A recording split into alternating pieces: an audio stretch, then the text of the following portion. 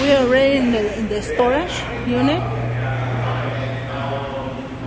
and we're gonna start bringing down all the stuff, the bed, twin beds, frames, to the storage unit. Okay, in case that you want to do an estimate to move out some furniture for your client, you need to ask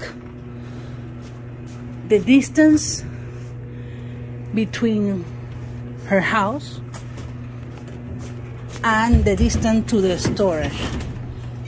If the storage has elevator, and how far it is.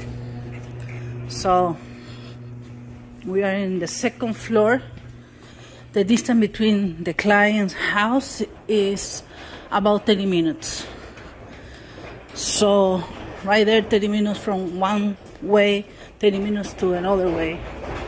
Second floor.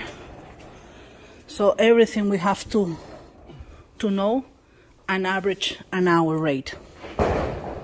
Inside the storage, you have to put all the pieces together. This is a bunk bed, and there is no point to have pieces of the bunk beds right there and right here. So he's putting all the pieces together.